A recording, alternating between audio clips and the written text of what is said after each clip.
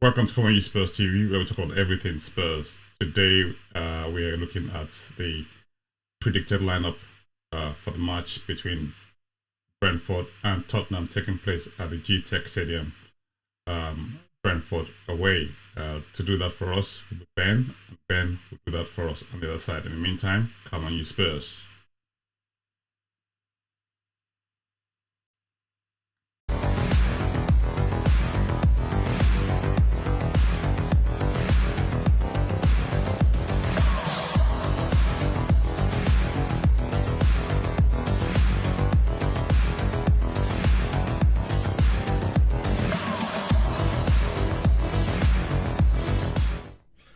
My predicted lineup for the Brentford away match on the opening weekend of the Premier League.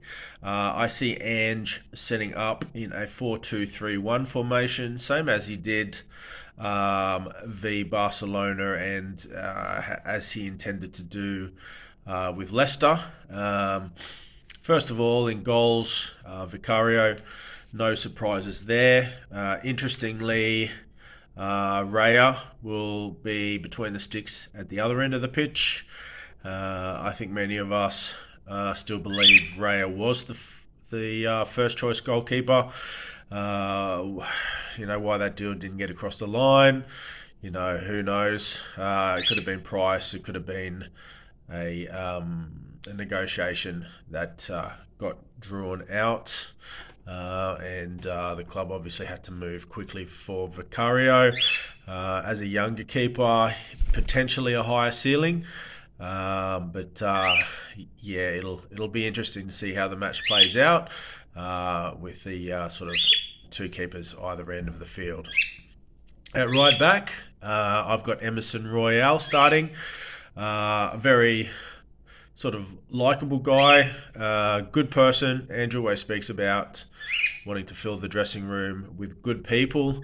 Sort of position-wise, he's been taking up all of the right areas on the pitch for the inverted fullback formation as required in the system.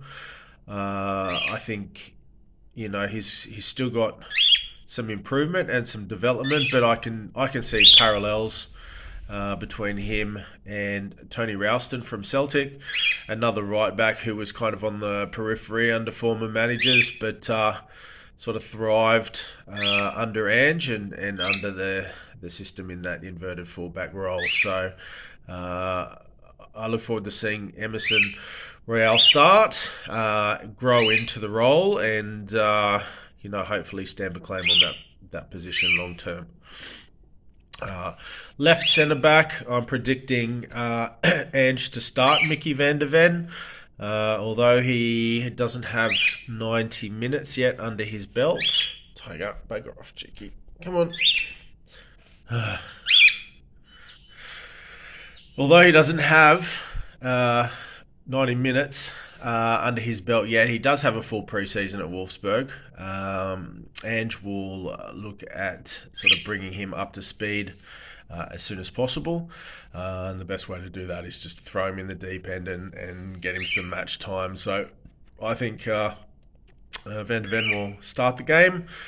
He may get subbed off if he starts to tired, but the sooner he gets involved, the better. Now the right centre back position, that's the big question mark for me. Who's gonna start that role? For me, it's the best of the rest. It's still a weak area on the pitch. I would, Romero's come out. He's expressed his desire and his hunger, and I think he'll probably get the nod from the boss and start alongside Van der Ven. Left back, I have got Udogie starting the match, a young guy. Been very impressed with him pre-season. He's been one of the standouts for me. Really bringing a lot in an attacking sense, getting forward in those inverted attacking positions, and we saw him already get on the score sheet with a nice little sort of header from the corner. At his age and his desire to follow the instructions from the boss to the letter, I see him making the left back position his, and I look forward to seeing him grow throughout the season.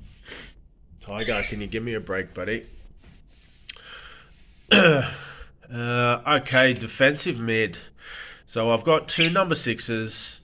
The reason for that is I think Ange, has sort of got the central defence in mind, and providing some extra support and shelter to them in that area, while they strengthen and recruit. So one player that possibly wasn't in Ange's sort of longer term plans, who I think is going to start this game, is Højbjerg. He's very solid, very safe in possession. I think he'll play that anchor role, to sit in front of the back two, provide them support, get on the ball, dictate play, control the tempo, that sort of thing. Very much like Aaron Moy did when he started at Celtic. Yeah, I see Højbjerg sort of playing that role. The other number 6, I've got Basuma starting. Infectious personality, great guy to have around in the dressing room. Embracing the philosophy of the new boss. Very aggressive, and also another threat sort of moving forward. So I see him starting this game and potentially being a regular starter throughout the season. So in front of the 2 number 6s, I see, excuse the nasally voice of just trying to shake off the flu at the moment. But ahead of the number 6s, Maddison to start, no surprises there. Another guy with sort of lots of potential and expectation to flourish under Ange in the new system.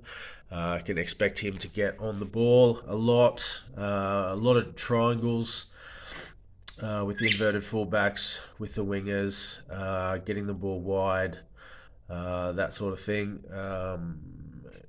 He'll be a threat from set pieces and dead balls, and not to mention he's got a pretty good shot sort of from outside the box.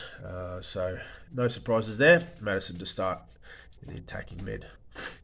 Left wing, I'm predicting Sonny to start. Probably no surprises there. He's looked a bit sluggish, I guess, pre-season, after last season sort of out with injuries and poor form. So I'm expecting him to sort of put in 60 minutes or so, potentially captaining the team. But I reckon sort of 60 minutes, he'll start to tire, and Ange will be looking to the bench, probably Solomon, to bring some fresh legs in and run at those tiring defenders. Right wing, I've got Kulusevski starting. The sort of jury was out on him for me from the start. He likes to come inside a lot. A little bit predictable, I guess. Sometimes I've seen him come inside when he could have quite easily taken it to the byline to get a nice square ball across the box. But I think what he does bring, is he's really looking to play those sort of little triangle passes, sort of around the edge of the box and out towards the wing. A big part of Ange's system is playing those little sort of dynamic triangles around those areas to release players to the byline, or to get those sort of early diagonal crosses in towards the back post. So Kulusevski to start for me. Whether or not he plays 90 minutes, that will be seen. It's important to mention that Ange does love a winger. They're his biggest sort of attacking weapons in his eyes, and he will rotate them throughout the season. What he's looking for is maximum performance, running those defenders ragged, both defensively and offensively, wearing them out, and then switching things up sort of in the last third of the game, switching it up tactically, and bringing on some fresh legs to tear those tiring defenders to threads. Starting up front, with Kane's departure, I think there's no sort of debate. Richarlison to start. He's certainly got a lot of the tools and the attributes that Ange is looking for from his striker. High work rate, pressing, that sort of thing. There's question marks around his finishing, obviously, and his choice making when it comes to shooting and passing. And I see him running, to the penalty spot a lot rather than the front post, sort of getting in front of defenders and in front of keepers. But no doubt Ange will be working on that with him as part of the patterns of play. And hopefully he's not too selfish. I see him sort of taking shots, volleys from behind with the wrong foot, that sort of thing. I just hope it's not too wasteful in front of goals. He's certainly going to have plenty of opportunities. I just hope he makes the right choices. I think young Veliz from Argentina might get a run, sort of last 10 minutes. Ange will want to get him. Ange will want to get him involved as soon as possible. Get his feet wet, so to speak. He brings a lot of the attributes that Kyogo did. Again, a real hunger, a real passion to chase and bully defenders and sort of get on the end and finish off moves. He's supposed to be amazing with the head. What he's like build up play and with the feet remains to be seen. There's some doubters from South America, but I have full faith in Ange to make the right decisions in the areas of recruitment for his team. So Veliz probably wasn't expecting to get on the pitch so quickly, but he'll be getting his debut in my opinion. Now, players that missed out, Sarr.